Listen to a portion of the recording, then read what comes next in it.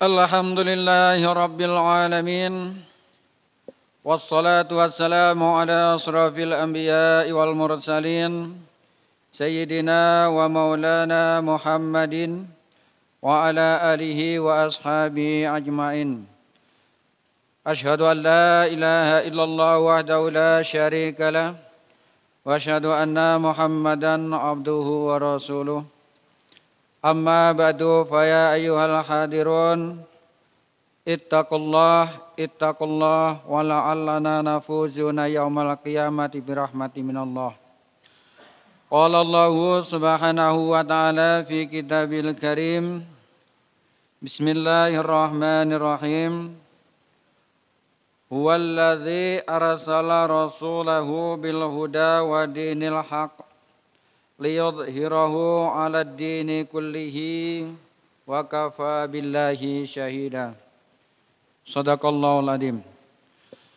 Masyarul muslimin, hamba Allah sidang salat Jumat yang berbahagia, marilah kita kembali manjatkan rasa puji serta syukur atas segala karunia daripada Allah Subhanahu wa taala yang setiap waktu, setiap saat selalu diberikan kepada kita bersama. Sholawat serta salam, rahmat dan sejahtera tak lupa pula kita sampaikan kepada junjungan kita, baginda Nabi besar Muhammad Rasulullah sallallahu alaihi wasallam. Dan marilah kita selalu meningkatkan ketakwaan kita, rasa takut kita kepada Allah Subhanahu wa taala dengan mentaati, menjalani segala perintahnya dan berusaha untuk selalu menjauhi daripada segala larangannya. Masyarul muslimin rahimakumullah, dalam bulan ini disebut dalam bulan Maulid, artinya bulan kelahiran baginda Nabi besar Muhammad Rasulullah sallallahu alaihi wasallam. Dan kelahiran tersebut namanya ya harus Muhammad. Karena bahwasanya sebelum baginda Rasul lahir, sebelum diturunkannya Al-Quran, sebelum diperintahkannya sholat, sebelum diperintahkan apapun, Rasulullah itu kabar tersebut sudah disampaikan oleh Allah terhadap umat-umat sebelumnya, terhadap nabi-nabi sebelumnya melalui kitab-kitab yang sebelum Al-Quran. Terutama adalah dalam kitab Taurat dan juga kitab Injil. Sudah disampaikan bahwa akan ada nabi yang namanya nanti Muhammad dan pengikutnya dan segala ciri-ciri tanda daripada segala pengikutnya. Sudah disampaikan bahwa kelahiran Nabi Muhammad dan dia menjadi Rasul, yang Muhammad itu memang Muhammadinin Nabi, yang Muhammad yang Nabi, itu memang sudah ditentukan oleh Allah Subhanahu wa taala. Jadi berita tersebut disampaikan oleh Allah kepada umat terdahulu dan nabi terdahulu.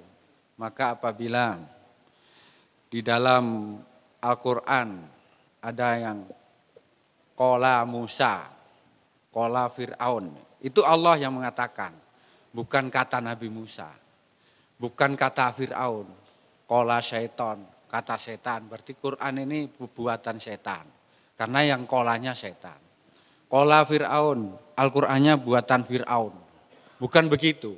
Artinya Allah itu mengabarkan kepada kita bahwa Fir'aun pernah mengatakan begini loh, Musa pernah mengatakan seperti ini loh. Disampaikan pada kita. Jadi jangan salah-salah daripada untuk memakan mentah daripada tulisan-tulisan Al-Quran. Jadi Nabi Muhammad dan segala ciri pengikutnya itu sudah ada di dalam kitab Injil dan Taurat. Yang intinya adalah Muhammadur Rasulullah. Muhammad itu utusan Allah. Walladzina ma'hu asyidda'u 'alal kufar. Jadi Muhammad itu utusan Allah, walladzina, dan mereka orang-orang yang ma'ahu, besertanya Muhammad, orang-orang yang mengikut menjadi pengikut beserta Nabi Muhammad itu ada cirinya. Yang pertama, asyidda'u 'alal kufar. Bersifat tegas terhadap orang-orang kafir, atas sifat kafir. Bukan terhadap orangnya, tapi sifat-sifat kekafiran. Itu yang tegas. Jadi sifat kekafiran itu belum tentu orangnya kafir. Tapi sifatnya kafir, walaupun orangnya itu Islam. Jadi dia lebih tegas kepada sifat-sifat kekafiran itu sangat tidak suka. Pengikut Nabi Muhammad tidak suka terhadap sifat-sifat kekafiran. Walaupun orang Islam tapi kalau bersifat kufur, kafir, pengikut Nabi Muhammad itu tidak suka. Jadi bersifat tegas. Terus pengikut Nabi Muhammad itu siapa? Kita jangan kegeeran, oh saya ini di masjid, berarti saya. Belum tentu. Belum tentu. Nah barangkali kita masih tersifatkan dengan al-kufar tadi, kufur, sifat kekafiran kita masih ada. Berarti ya bukan ma'ahu, bukan walladzina ma'ahu, bukan orang-orang yang beserta Nabi berarti. Berarti kita masih tergolong kufar, kafir ataupun kufur, sering ingkar, sering mengingkari baik Tuhan itu sendiri maupun kebesaran Tuhan maupun apapun yang telah diberikan oleh Allah kepada kita, sering kufur. Jadi itu kita tidak usah kegeeran bahwasanya oh yang walladzina ma'ahu itu berarti saya. Tidak perlu GR seperti itu. Jadi kita benahi dulu diri kita, adakah sifat-sifat kita ini yang memang betul-betul walladzina ma'ahu. Yang kita itu memang besertanya Muhammadur Rasulullah tadi. Yang kedua sifatnya ruhama'u bainahum. Ruhama'u kasih sayang bainahum di antara mereka. Jadi pengikut Nabi Muhammad itu sangat mengasihi, menyayangi terhadap kelompok-kelompok ataupun golongan yang memang mereka itu adalah pengikut Nabi. Jadi kalau pengikut Nabi Muhammad kok tidak saling kasih sayang, itu masih diragukan sifat-sifat daripada pengikut Nabi Muhammad. Kalau kita sering bentrok, sering bertekak, sering berdebat, berkelahi, bertengkar dan sebagainya, kok mengaku walladzina ma'ahu itu jauh daripada kemungkinannya. Jadi memperdebatkan kadang sesuatu yang tidak ada makna, tidak ada fungsinya. Yaitu sifatnya jauh sekali daripada sifat-sifat dari orang yang mengikut Nabi. Jadi itu perlu dibenahi, perlu diberhentikan. Jadi ruhama'u bainahum. Di antara sesama pengikut Nabi Muhammad itu saling kasih sayang. Makanya kun kal yaden wala takun kal udhunain itu ada dalam mereka. Jadilah seperti dua tangan yang saling berjumpa, saling tolong menolong, jangan pernah menjadi umat yang seperti dua telinga, yang ada dua-duanya tapi tidak pernah bertemu sama sekali. Jadi kita bersifatlah seperti dua tangan yang saling tolong menolong, nasihat menasihati. Yang selanjutnya tarahum ruka'an sujada. Tarahum ruka'an sujada. Engkau lihat mereka itu rukuk dan sujud. Jadi pengikut Nabi Muhammad itu kalau kita lihat rukuk dan sujud. Nah, sudah dikabarkan ini dalam kitab Taurat dan Injil tulisannya begini, ruka'an sujada. Bukan ditulis sholat. Tapi ditulisnya itu rukuk dan sujud. Sholat itu kan kata kita. As-sholatu artinya keselamatan untuk semua. Jadi dalam Taurat dan Injilnya engkau lihat mereka nanti itu rukuk dan sujud. Jadi artinya sholat. Pengikut Nabi Muhammad itu menjalankan rukuk dan sujud. Kalau ada orang rukuk dan sujud saja kok tidak berarti sholat, itu berarti ya hanya mengikuti kata Taurat dan Injil. Bukan mengikuti Muhammad. Dia rukuk dan sujud tapi bukan sholat. Berarti dia pengikut Taurat dan Injil. Tarahum ruka'an sujada. Engkau lihat mereka itu rukuk dan sujud. Artinya mendirikan sholat dengan segala isi kandungannya sholat. Ya betaguna fadla minallahi waridwana. Ya betaguna, mencari, memburu, menuntut. Mencarilah oleh mereka fadlan, akan kelebihan minallahi daripada Allah, waridwana, dan ridhonya Allah. Kalau kelebihannya Allah itu sebenarnya sudah diberikan. Mereka, kita ini tinggal mengambil saja. Tapi yang kita cari itu waridwana, ridhonya Allah. Jadi pengikut Nabi Muhammad itu bukan hanya mencari apa kelebihan yang telah diberikan oleh Allah, tetapi mencari ridhonya Allah. Kalau kelebihan daripada Allah itu apa saja, semua saja bisa diambil. Tapi ridhonya Allah itu belum tentu ada pada semua benda. Jadi kalau misalnya ada kepala dinas, terus saya daftar pegawai, saya jurusan tamatan SMA, saudara S2, itu belum tentu saudara yang diterima, karena bukan saja kelebihannya yang dicari oleh kepala dinas, tapi kan ridhonya dia yang perlu kita cari. Kebetulan saya yang diterima tamatan SD itu memang dia ridho dengan saya. Artinya ridho itu rela. Berarti kalau kelebihan lebih saudara, mungkin plusnya lebih tinggi, minusnya banyak dari saya, tapi dia lebih ridho untuk saya yang diterima. Begitulah dengan Allah Subhanahu wa taala. Jadi kalau kelebihannya itu banyak sekali, tapi ridhonya itu kan perlu kita kaji dan kita cari. Ridhonya bukan hanya mendapatkan bendanya, bukan hanya mendapatkan hasilnya, tapi ridho Allah dari hasil itu yang perlu kita cari, kita tuntut. Kalau kata banyak ulama sufi mengatakan, saya heran dengan manusia, kenapa mereka itu banyak memburu dunia. Padahal dunia itu enggak perlu diburu, dunia itu sudah dikasihkan. Yang perlu diburu itu kan akhirat, karena akhirat itu belum diberikan.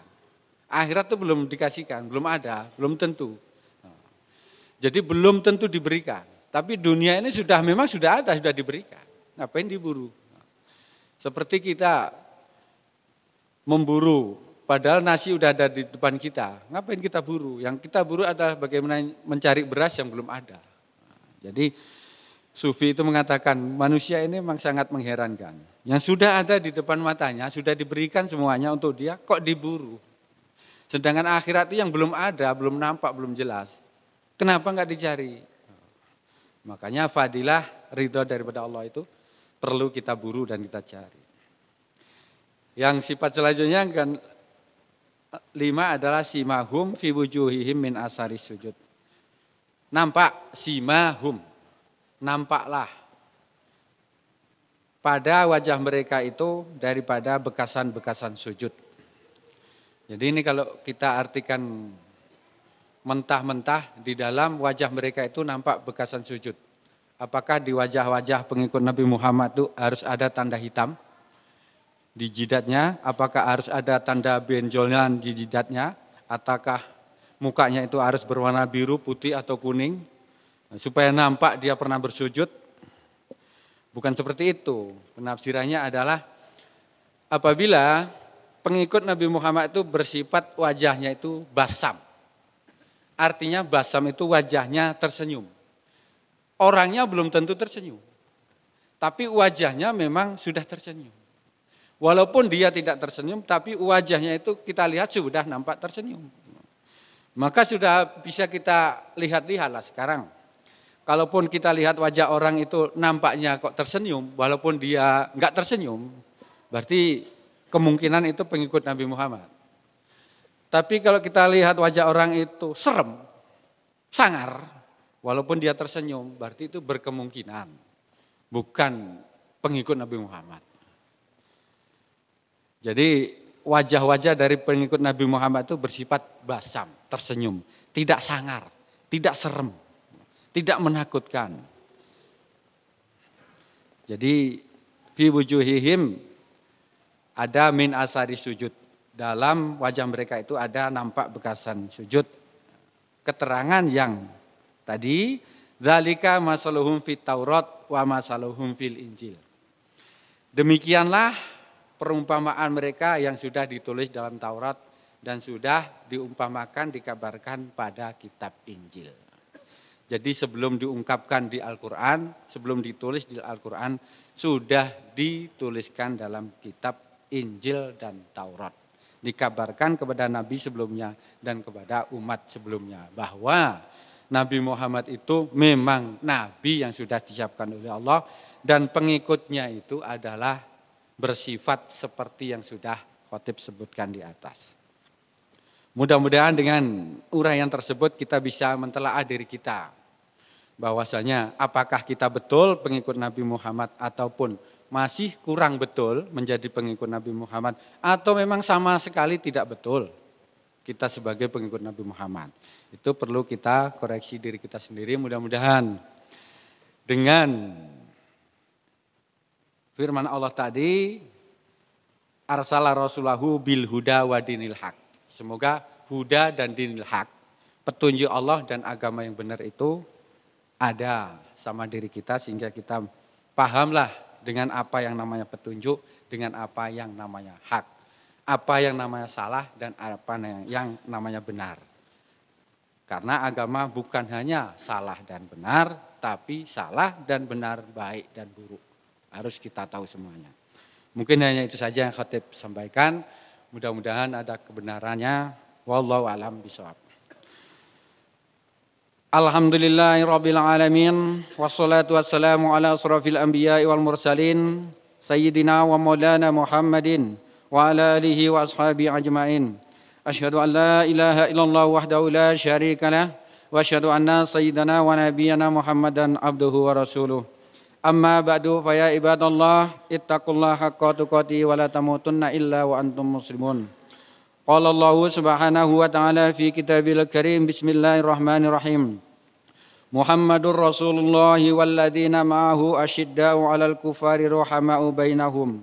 Tarahum ruk'as sujjaday yabtaguna fadlan minallahi wa ridwana. Simahum fi wujuhim min athari sujud. Shadaqallahul adzim. Barakallahu li lana wa lakum bil Qur'anil adzim wa nafa'ani wa iyyakum bima fihi minal ayati wa dzikril hakim. Wa taqabbalallahu minni wa minkum tilawatahu innahu huwal ghafurur rahim.